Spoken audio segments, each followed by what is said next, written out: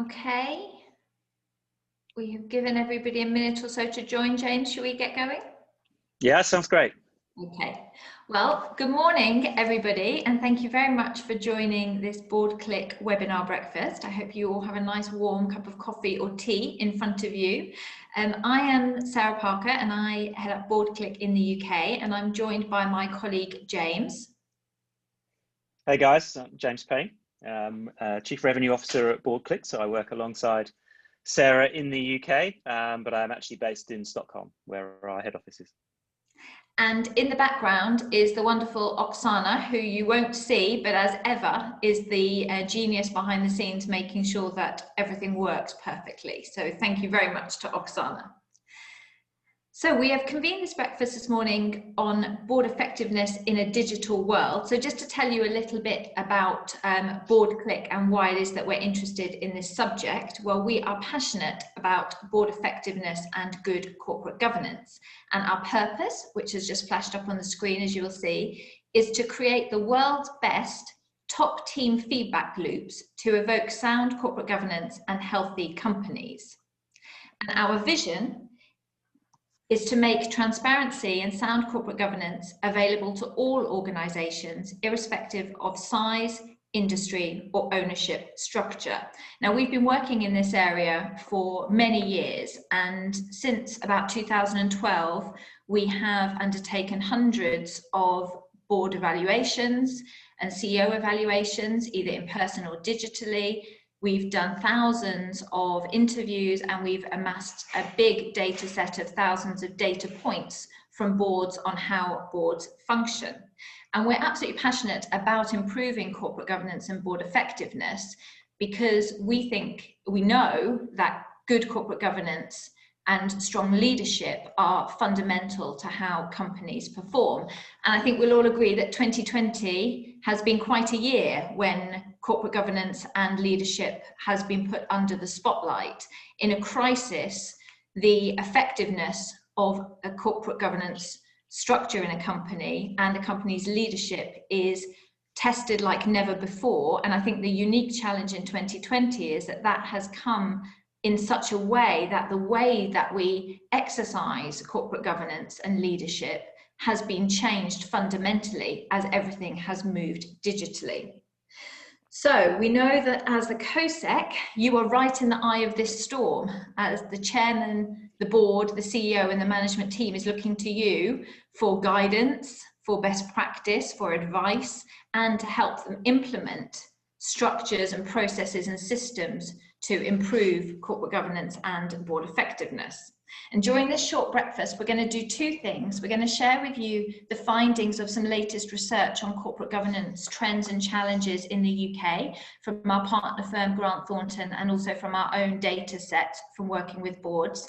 And then I'm going to hand over to James, who is going to demonstrate BoardClick's platform for you and hopefully give you an idea about how we can make your life that bit easier. As we go through this breakfast webinar, we'd love your feedback and comments. I'm sure you're very familiar with Zoom by now, but you can use a Q&A box to type questions and we will take questions and consider those as we go. And we've also got a few poll questions for you just to do a pulse check on what you think about some key issues. So to get you started, we're going to share some of the latest findings from Grant Thornton. Now, we partner with Grant Thornton because they have amassed a real unique data set and set of insights on corporate governance trends and issues in the UK.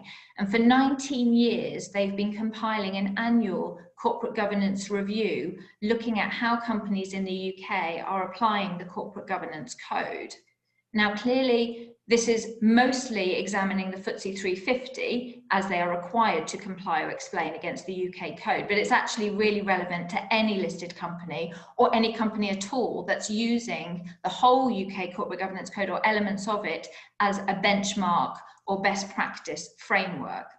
And I'm going to start with one of the most interesting highlights from the report, which actually shows that compliance with the UK Corporate Governance Code is declining.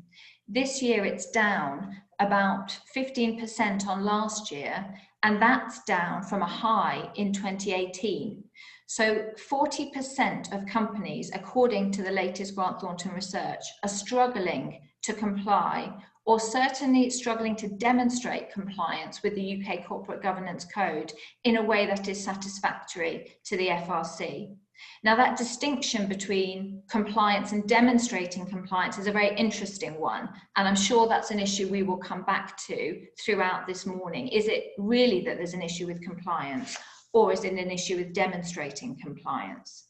Now, the report dives into all of the key issues that are covered by the UK Corporate Governance Code, looking at culture, strategy, risk, and board dynamics. But we're going to start by playing you a clip. James, if you could start teeing up our video, of Simon Lowe. Simon is the chairman of the Grant Thornton Governance Institute and the author of the annual Corporate Governance Review.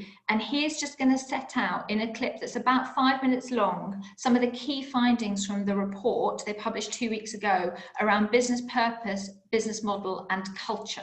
So James, if you could start the video.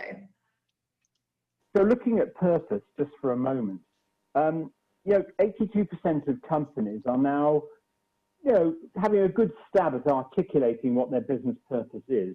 But as some of the team of my colleagues who have been doing the detailed review, Teddy, Gabby, and Philippa, commented in a video that we'll be posting. When you read these things, a lot of them are really just glorified mission statements, and they don't really tell you what that purpose is about for the company. They don't really indicate that a company has stopped and stepped back and said, right, why are we here? And we all recognize that, COVID has really driven home this message that businesses' role in society is more than profit. Profit is probably the number one goal, because investors want return. But investors are also demanding that companies embrace wider responsibilities, because ultimately investors are looking for long-term value. And so they need to have a clear, a feeling that clear purpose embraces strategy, but that strategy embraces stakeholder interest and the wider context of business. And when you look at that, although 82% have been articulating their purpose, a lot of them, really are just adding more words to their mission statement. And so you look into more detail into this, you find that only 34% really provide that sort of linkage between their policies and practices with the purpose. So when they give examples in various parts of the front end of the account, they link them back to what the purpose is. So you start to get a real feel for what the company's about and what drives it. I mean, I look on it as being the kind of the guiding light, almost the North Star by which they set their direction. And if you imagine a North Star, so when you're looking at strategy, you can look at the star, the purpose, and go, does our strategy really link in? Does it really embrace the purpose of the business? And is our culture, what we set out in our purpose, is it really what we want? And are we embedding that into the business?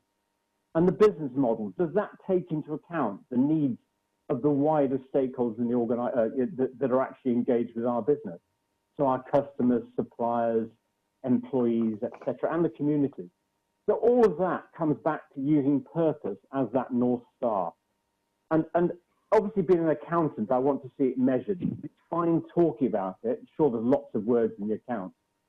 But only 6% at the moment demonstrate how they go back and measure that they are achieving their purpose.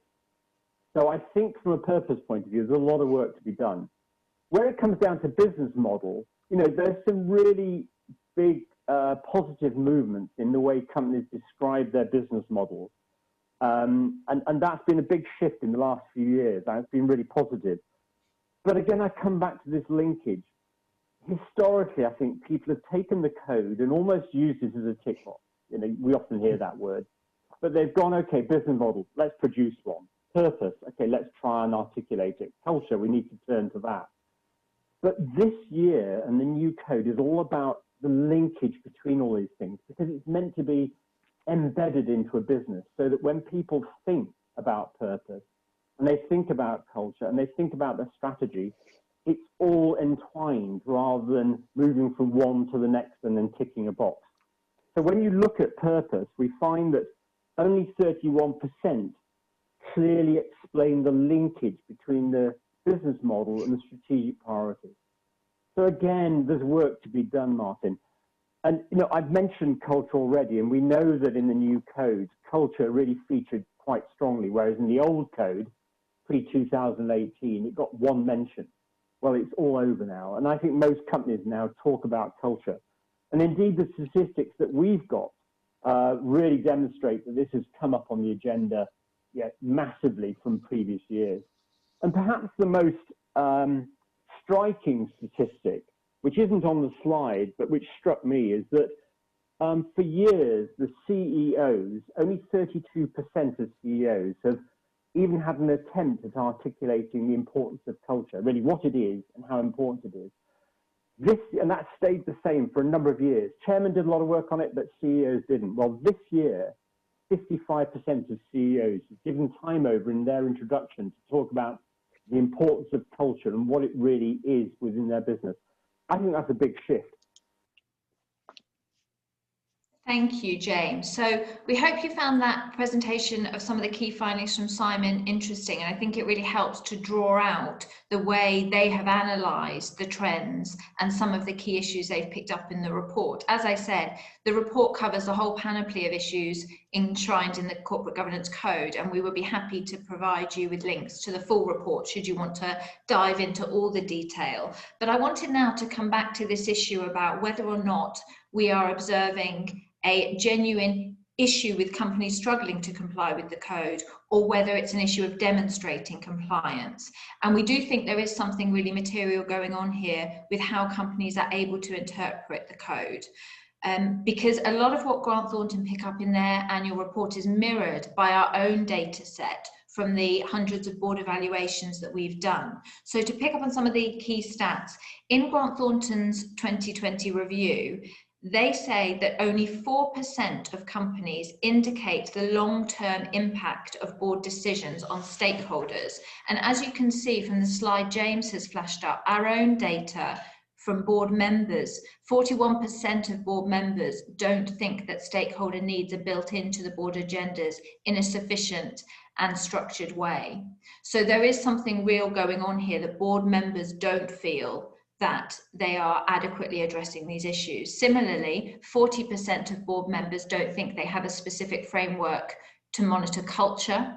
Only half of board members think the board carries out a robust assessment of the company's emerging risks, and 45% don't consider strategic discussions within the board to be satisfying. And this is particularly interesting because looking at it from the CEO's perspective, 47% of CEOs aren't satisfied with the board's contribution to strategy. So we think there is something real going on here with how companies feel that they are able to apply the code.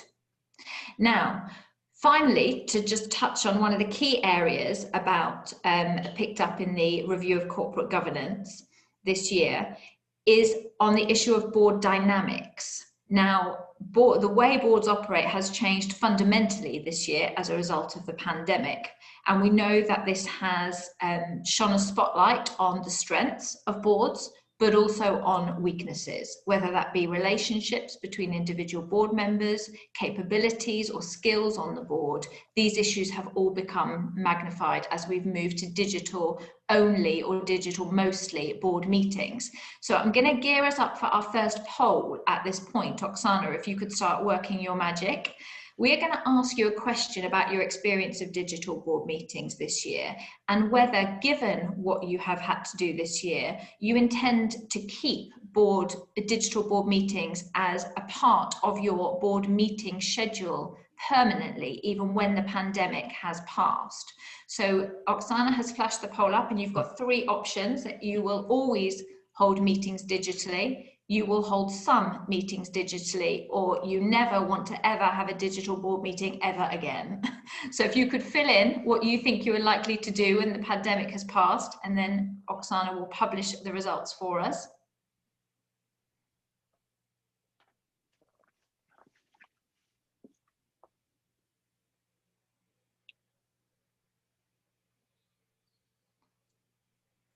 Okay, scores are in. Okay, so very interesting. So the majority are going to have at least some board meetings digitally from now on, but almost a third don't want to have any more digital board meetings. And this is really interesting. I think I find the 14% who actually say that they're going to hold all their board meetings digitally very interesting. I think this mirrors a lot of what we're picking up from chairmen and boards, which is that there are advantages of digital board meetings. It's allowed boards to be very fleet of foot, very responsive, to convene board meetings at short notice and not have to have board members spending a day flying around the world to even get to a board.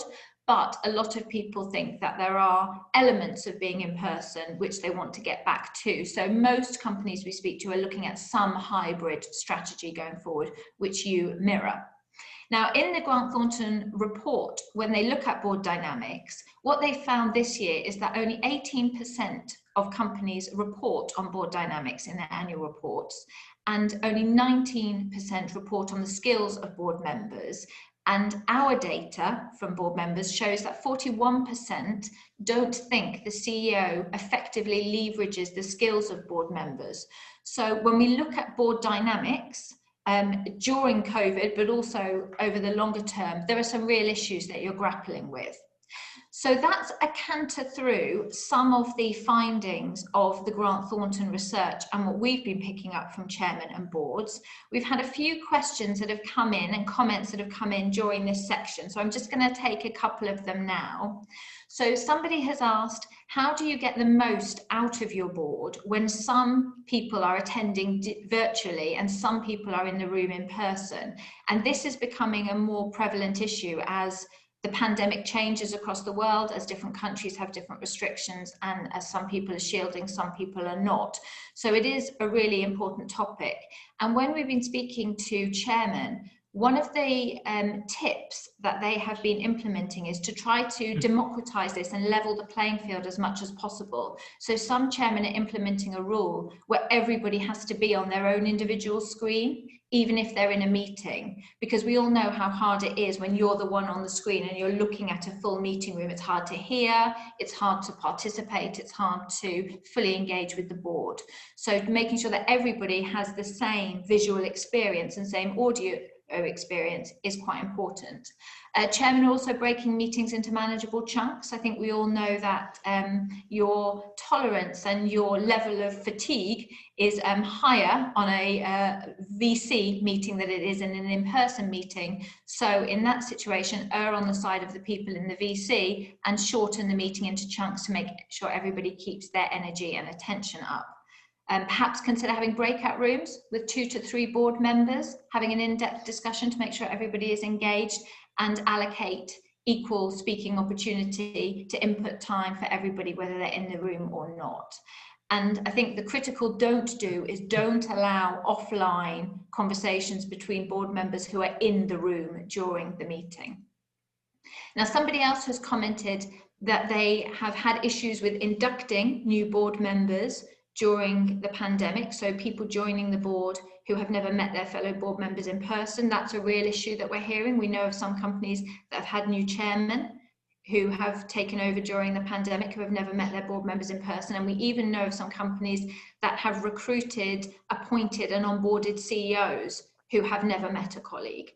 So this is a really unique feature this year, something we thought we would never see, but companies have been grappling with it. On a similar note, the final question is, how can how can the board get to know the exco and colleagues during the pandemic when it's virtual and they can't really get into the business? Not so important on the sort of finances and operational side, because they have lots of data around that, but very important on the feel, on the culture. How are people feeling in the business? Harvard Business Review actually did a really interesting article on this recently with some top tips, and they suggested perhaps having a 2-hour session broken up into 20-minute meetings where you have 2 to 3 exco members in a virtual breakout room, 2 to 3 board members in a virtual breakout room, and the exco members rotate around, so you get 20 minutes with each exco member. And then the final thing I would just say is I think that this sort of situation is a time when the CEO update portion of the agenda really comes into its own. Get a lot of feedback from NEDs about the CEO report section of the agenda and how useful they find it when it's done well and how frustrating they find it when it isn't. And universally, board members tell us that the most effective CEO updates are the ones that are just spoken genuinely from the heart and mind of the CEO. So for all of you out there who are asked to write your CEO's update for the board, now might be a time to push back and suggest they pen their own update. But actually, even more important than the written update is the in-person conversation around the board table, where the CEO just says to the board, you've got all the data, we're going to talk operations, we're going to talk strategy during the board meeting, but actually let me just tell you the 3 things that are on my mind and are keeping me awake at night. And that's what board members really value. So that's some of your questions on board dynamics in a digital year. But I think what is clear from all of this is that we're all grappling with quite a new situation and trying desperately to apply best practice and developing new best practice as we go. But what I just wanted to finish on is this slide that James has put up, which is why this all matters. So we believe, as I said at the outset, we believe passionately in good corporate governance, but not just for the sake of it. It's not an end in itself. It's because this is really important to how companies function. As you can see on the slide, the huge growth in new technology is requiring boards to step up in ways they haven't done before. Investors are interested in non-financial metrics as well as financial metrics. The environment has never been more competitive. Regulators, not just the FRC, but FTA, financial services, CMA, all other kinds of regulators are interested in board effectiveness and board governance. And we know star hires do not equal star performers because companies have to actually be able to maximize the talent they have in their organizations. But fundamentally, taking this to the bottom line, we know that strong governance improves financial performance. And last year, when Grant Thornton published their 18th corporate governance review, they published alongside it a study they had done, which demonstrates very clearly that those companies that apply robust standards of corporate governance have an improved financial return. So this feeds right through to the bottom line. So one of the key ways that we measure and track board effectiveness and corporate governance is through board evaluations. And in the UK, board evaluation season is approaching. I hear you all groan. We share your pain. In the past, they have been time-consuming, they have been expensive, and they have been complex. Well, maybe not anymore. Grant Thornton had a really interesting quote in their report that we've pulled out, where they say they could discern no new or innovative methods being introduced to evaluate boards, perhaps suggesting that the process has become stymied in the provision of assurance rather than being used to develop and change board practices. Well, everything has gone digital this year. And to quote, I heard Gavin Patterson, the former CEO of BT and now the international president of Salesforce, yesterday. He said, if you don't have a digital strategy, you don't have a strategy. So in the year when everything has gone digital, do you dare to go digital with your board evaluations? So on that note, I will hand over to James. Thank you, Sarah. That's great. Well, on that note, indeed, then, let's have another quick poll. Oksana, if you can post out our second poll, which should pop up on screen in a moment. So have you implemented new digital tools in the boardroom this year? Give you a moment to, it's only 2 options, so it should be quick. This year seems so long, James, people are probably trying to remember when they... Yes, it's true, when it started and when it may finish. Wow, okay. I mean, that's quite telling. That 86% have implemented new tools, as you would hope to expect, to be able to work effectively. So that's really interesting. And clearly, you know, the digital transformation of the boardroom has been a hot topic for a number of years, but certainly we have also experienced a real acceleration because of the scenario in 2020. So yeah, really interesting. Okay, great. So what I will do then is, picking up from Sarah, I will spend the next few minutes showing you how BoardClick's board effectiveness review platform can help with the challenge of the up and coming board evaluation season, and how we provide well, I'll start by talking through our approach and experience, and then the platform and how we have applied our experience, knowledge and data to be able to provide a very effective digital process to manage the board and the CEO evaluations. So a few quick slides just to introduce to start with, and then I'll dive directly into a quick platform demonstration to show you the simplicity and ease of the process, but also the powerful insights that are very easy and enable you to be able to very easily digest meaningful insights and the output of the evaluations. Okay, so BoardClick really delivers a very new way to track, to view and track top team performance and alignment. And our experience here, and Sarah's introduced well some of the background that BoardClick and the knowledge that we have in the business, and our background to be able to produce the quality that everybody would expect. So experience is very important, and our team has very profound experience in the boardroom, but also within corporate governance as well. Our two founders, for example, have 20+ years experience working in the boardroom. That's working with large international listed companies, private equity, VC, but also large family-owned companies, as well as other companies in partnership, for example. And as well, within that experience, there's also over 10 years of experience actually physically delivering board effectiveness reviews. So that's 500+ evaluations. And what we have essentially done is taken that knowledge and embedded that and distilled that into a digital process. And data is also critically important, and we are absolutely more than just an evaluation company. We are more than just a platform that enables you to run a process. And we've really analysed and benchmarked all the data that's been collected over the 10 years of evaluations that have been performed, of course. That's like 5,500+ individual responses. And that basically, the platform enables us to be able to provide that data to you as insights. And that really comes down to two key things. That is benchmarking results. When you get a result, what does that mean? Without a benchmark or without data, it doesn't have context. And also the other thing it enables us to do is to be able to show data trends and your own data trends. So it really provides so much more context to the actual result that you would typically see and receive. Okay, so we deliver a cycle of feedback loops and effectiveness reviews of boards and the C-suite. And we achieve this using 3 key tools. So that's a digital board evaluation, which we'll go into in a bit more detail in a moment. A digital CEO evaluation, which I'll focus a little less time on today, but it's important. It's a very important part of the process, and that's a full 360 CEO evaluation, where we're looking top down and bottom up.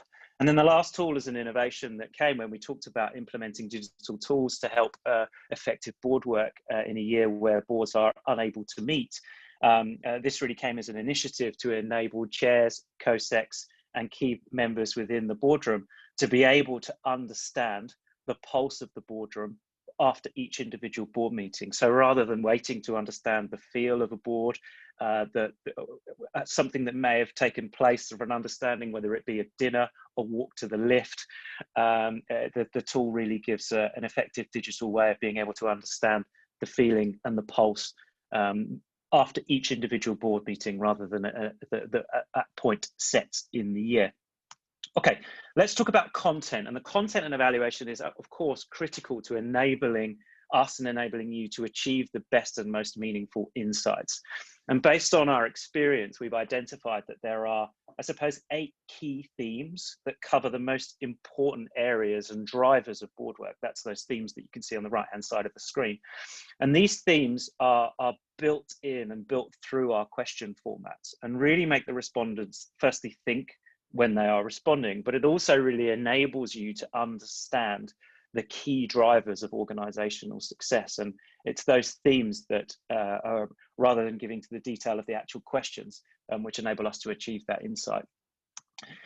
We also work with key themes across the different segments of individuals. So we have key themes across the board, the CEO and the C-suite. And let's take innovation as an example. You can get insights and score as to how you measure your work in innovation across all three levels of your top team. And that really is critical to gaining transparency and alignment across the board, CEO and the C-suite. And ultimately, of course, that ends in value. And it's, it's not uncommon for us to see, as you might expect, very different views on results on the key themes across the three different key groups. So let me then talk about evaluation formats for a moment.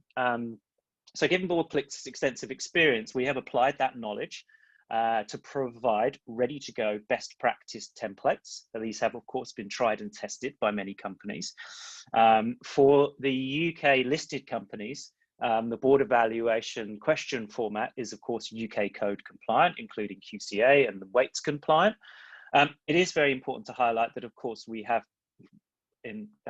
tried and tested best practice templates, but absolutely is possible for us to customize those as required. And in a moment, I will go through and just very quickly explain the consulting process that we go through, because of course, ensuring that you have, if there is customization that you would require, and also building trust in the content, there is a full consulting process that we go through to enable that process to be smooth and efficient and ensure that you end up with the right question format for your needs.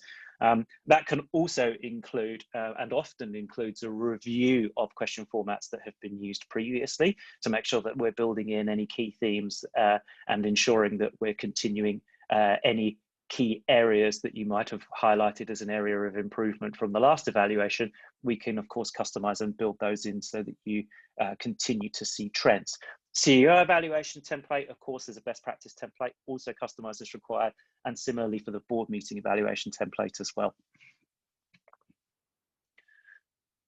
Okay, so let's talk about how we get it right then, and I'm going to give you a quick overview of the process that we take. It's a simple and streamlined process.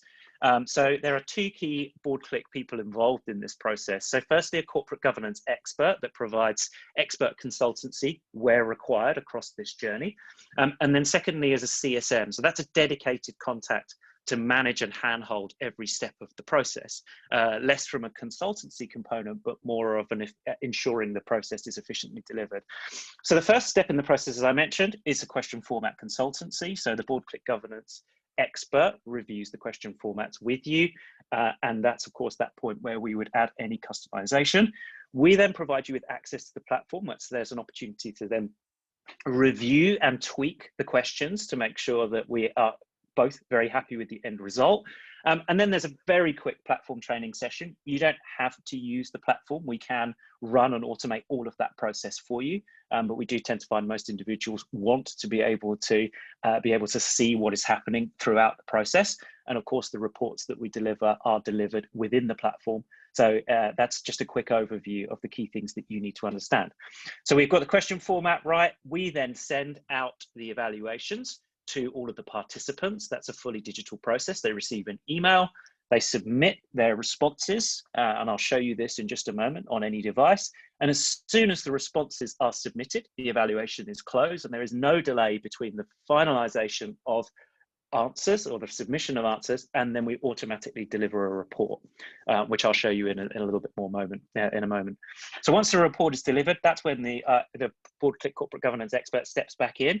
The report is very easy to digest and understand key themes, but of course we definitely see value in providing an element of consultancy at that component, highlighting key themes that we have seen, and of course enabling you to turn insight into action. And then the last component there is, of course, you want to be able to then do something with this report. So we can curate presentations in app and, of course, produce reports for you to be able to send out. But I'll show you that in just a moment. So here I'm just going to play a very quick video. It's a minute and a half max, and that shows you the participant experience. So this is when one of the respondents has been asked to participate in a survey. This is the user experience, and this is the process that they run through. So they receive an email where they then click on the email, they log in to accept the invitation. We can, of course, add two-factor authentication. Data security is, of course, one of the most important components of our business. ensuring that data is safe and secure. They can then simply choose a role type. This can be predefined if we so require. So in this example, a non-exec director. And this is the view that they would get to be able to respond. We have 4 different question types. The first question type you're looking at is a rating type question, where they simply go through. We use colors to ensure that they really know what responses that they are providing. We can have do not know as an answer, which is also very interesting and telling. This next question type is a range type question. We then have multiple choice type questions, and of course, open-ended questions as well, which is a very important component of really understanding some further context. And we split the evaluation into chapters, and the comment is based on the chapter they're looking at. Next bit's critical, which is prioritization. So we ask within each of the chapters, the respondents to prioritize the 2 most important questions to them. This is just to give you an understanding of the look and feel within a mobile app. And then out of every section, there's been 2 prioritized questions. We then ask the respondents to rank those in importance. And this is really important because it allows us to draw very meaningful data trends and priorities and priorities of the most important components of the responses across all of the different participants group. Okay, so I am going to pause my screen very quickly, and then I'm going to go into the actual app and show you a report. Won't take me a moment.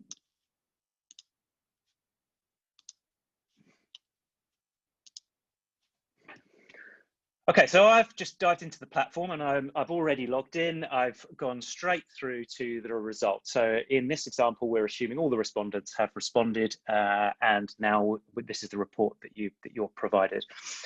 So our approach to the reporting is to provide very easy to digest, meaningful, high-level summaries of important information, and then enable you to drill down and deep dive into a result as required. And this essentially makes it very quick to be able to digest the key themes that have come through from the report without limiting the depth of analysis that you may want to go to. But we prefer to keep a high level summary and then drill down rather than give you a big complex report straight away, where you then have to try to make your own interpretations as to what the result is. So the first component that we give you is a board value score. And we previously discussed those 8 key themes that cover the most important areas, drivers, and value of board work. And the board value score is an average score across all key questions throughout the different chapters that explore these key themes. So this is the result of what we have deemed as the most important areas of board work. It's also, so it gives us an overall score of the evaluation. We're also then able to compare that against a BoardClick value benchmark. So all of the evaluations that we have run, we have embedded that data into the platform, as I mentioned before. So you're able to see actually how does our score across these key 8 themes and the most important board work, components of board work compare against other businesses. And when we talk about data trends, that's also really important as well, because it's critical as a continual to look at continual improvement and to provide continual feedback loops. So when you have performed your second evaluation, it is possible for us to embed previous scores in an intelligent way so that we could draw some analysis quickly. But when you perform the second evaluation, we're then able to see year-on-year trends. Are you improving in general, or are unfortunately you not doing as well as you had done previously? Next section of the report is areas of excellence. This, we talked about the prioritization before, summarizes the key questions that have been ranked as important across all respondents. So these are questions ranked with the highest priority, areas of excellence, where the score is high, and the score is high in relation to the benchmark. So it quickly draws your attention to areas where you can give yourself a pat on the back. On the right is areas of interest. This is, of course, also areas or questions that have been ranked collectively across the respondents as important, where the score is low and low in relation to the benchmark. So a very quick analysis on where to focus and where improvements need to be made.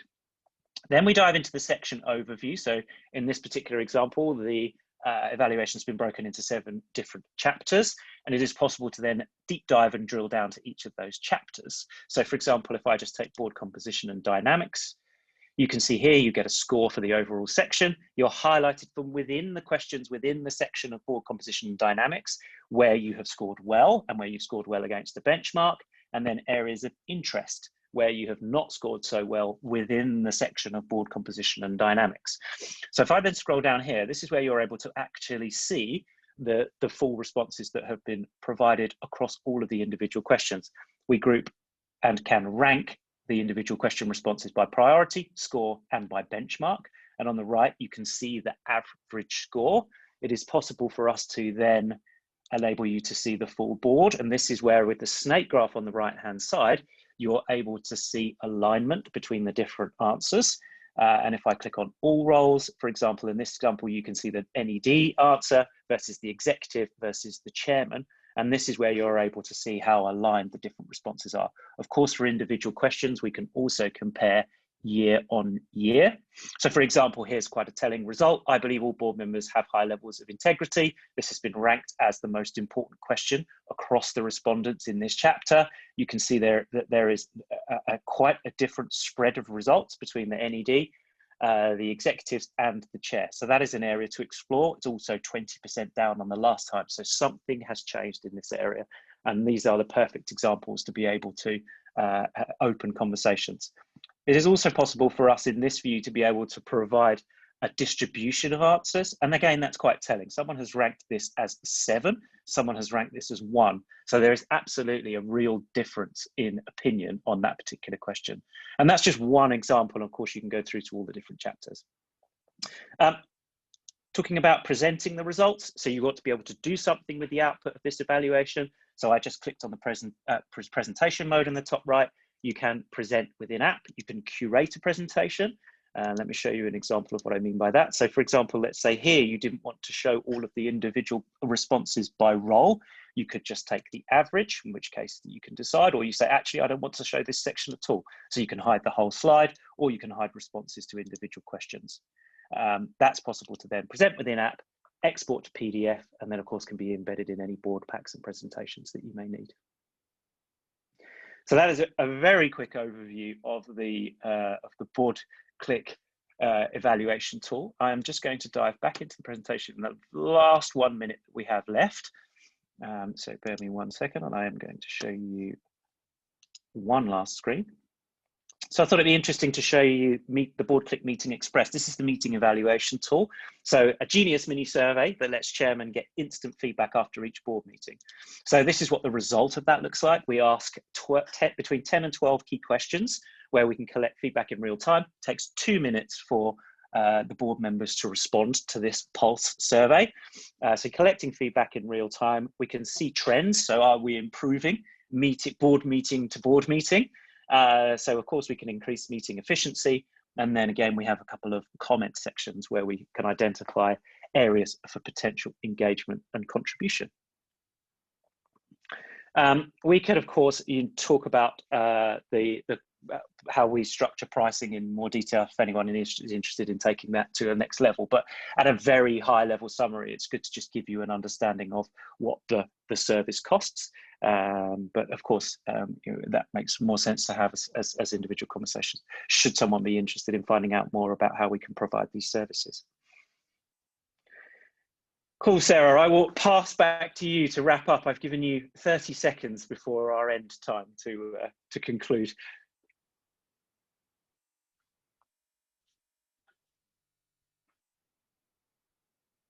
Hi, Sarah, are you there?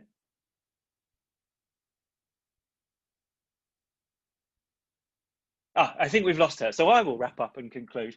Well, guys, thank you so much for joining us. It's been great to be able to highlight some of these key themes. We would, of course, be happy to share the material. Also, the webinar has been recorded today so that we can share the link to the webinar and so that you can digest this material. And also, if anyone, there are a few questions that I've had that I've run out of time to respond to, so we can respond to those directly afterwards. And if, of course, anyone would like to contact us directly, our contact details will be in the information provided. And of course, we can go into more detail and answer any questions that you might have, of course, on how BoardClick might be able to help you in the next few months. Guys, I will leave it there and pass over back to Oksana just to close up. Yeah, thank you very much for joining us.